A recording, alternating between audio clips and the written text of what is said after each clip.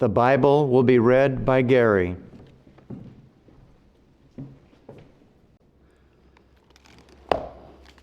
I will read from the Bible. Exodus. And God spake all these words, saying, I am the Lord thy God, which have brought thee out of the land of Egypt, out of the house of bondage. Thou shalt have no other gods before me. Genesis.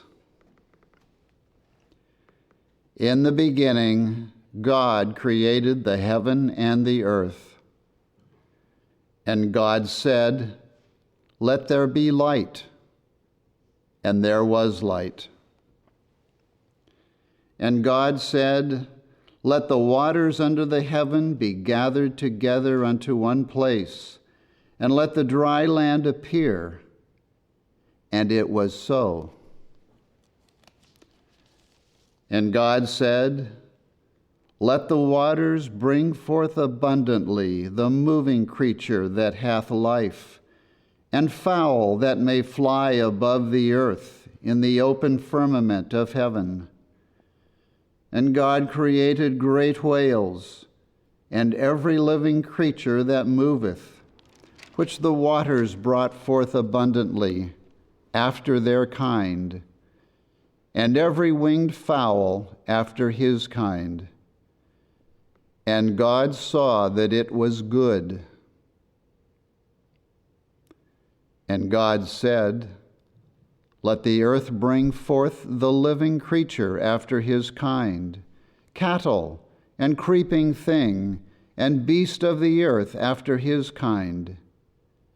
And it was so. And God made the beast of the earth after his kind, and cattle after their kind, and everything that creepeth upon the earth after his kind. And God saw that it was good.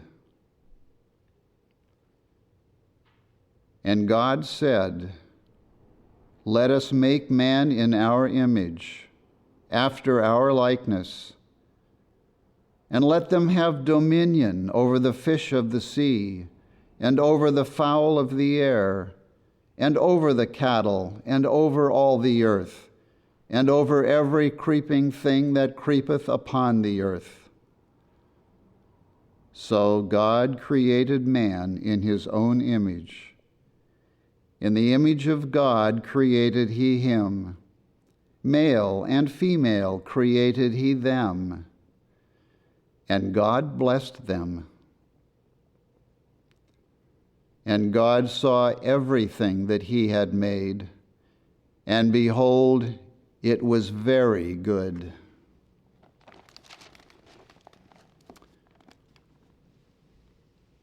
Acts.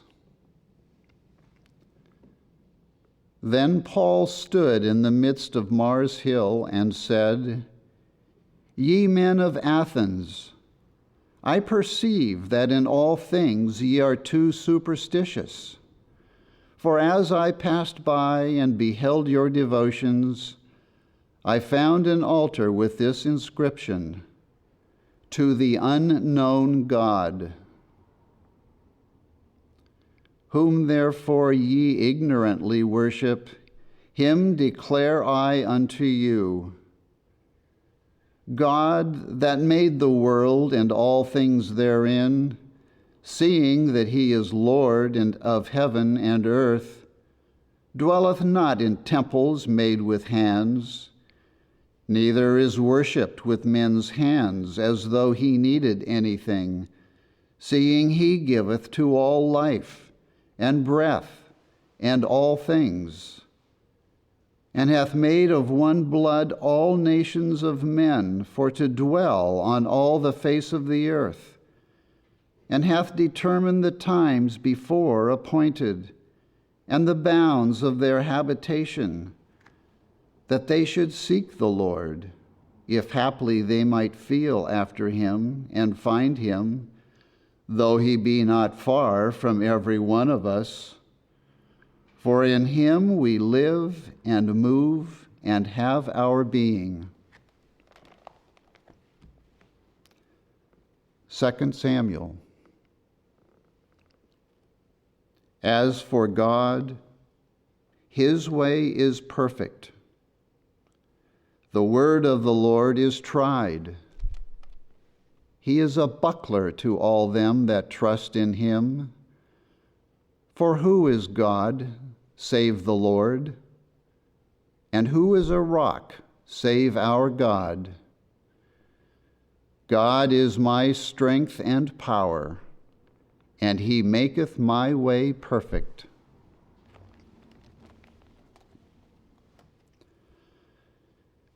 James.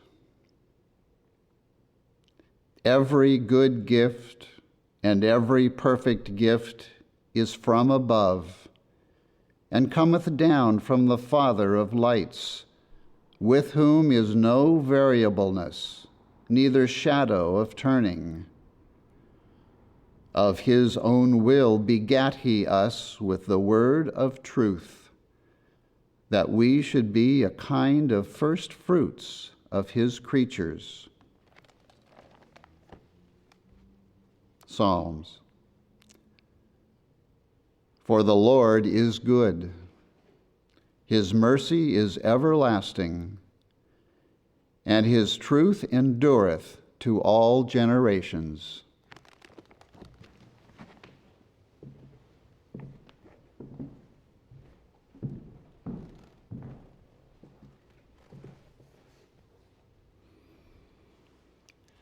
The correlative reading will now be given by Florence from Georgia.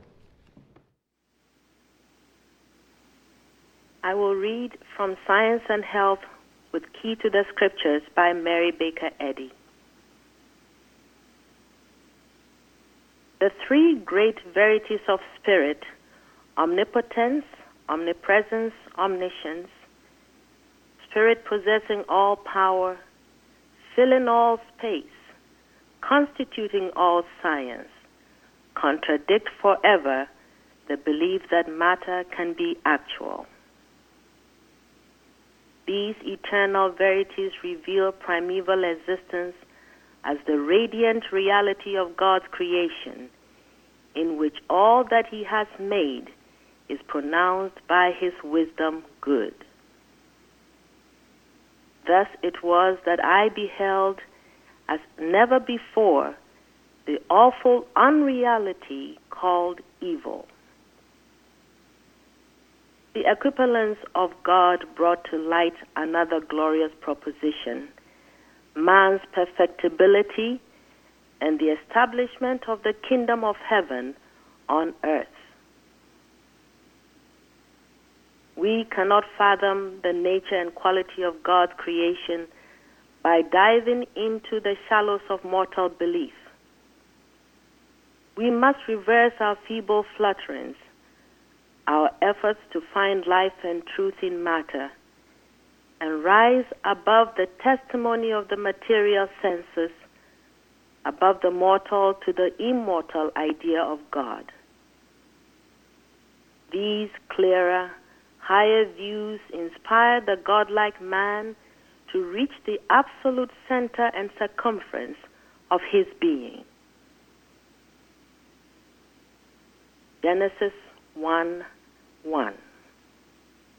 In the beginning, God created the heaven and the earth. The creative principle, life, truth, and love is God.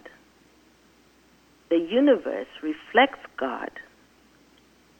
There is but one creator and one creation.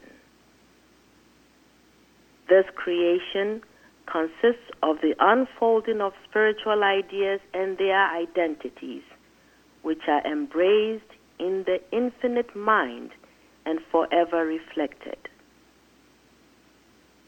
These ideas range from the infinitesimal to infinity, and the highest ideas are the sons and daughters of God.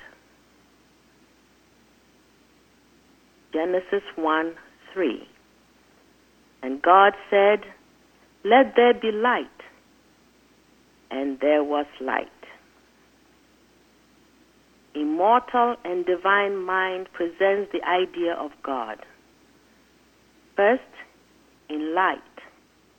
Second, in reflection. Third, in spiritual and immortal forms of beauty and goodness. But this mind creates no element nor symbol of discord and decay.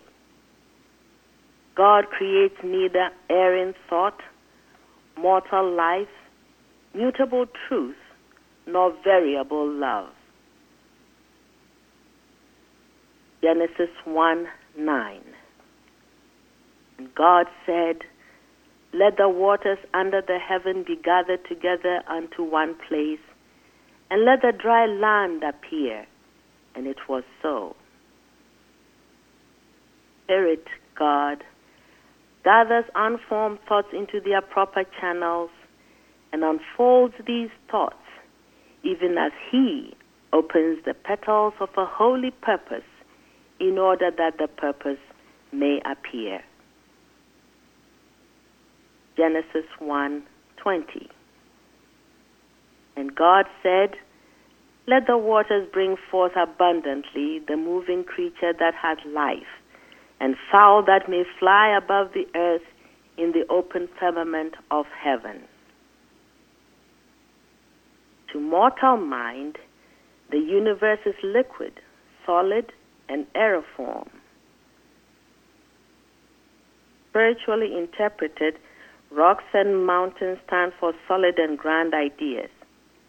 Animals and mortals metaphorically present the gradation of mortal thought, rising in the scale of intelligence, taking form in masculine, feminine, or neuter gender. The fowls, which fly above the earth in the open firmament of heaven, correspond to aspirations soaring beyond and above corporeality to the understanding of the incorporeal and divine principle love. Genesis 1:21. And God created great whales and every living creature that moveth, which the waters brought forth abundantly after their kind, and every winged fowl after his kind. And God saw that it was good. Spirit is symbolized by strength, presence, and power, and also by holy thoughts, winged with love. These angels of his presence, which have the holiest charge, abound in the spiritual atmosphere of mind, and consequently reproduce their own characteristics. Their individual forms we know not, but we do know that their natures are allied to God's nature, and spiritual blessings, thus typified, are the externalized yet subjective states of faith and spiritual understanding. Genesis 1:31. And God saw everything that he had made, and behold, it was very good.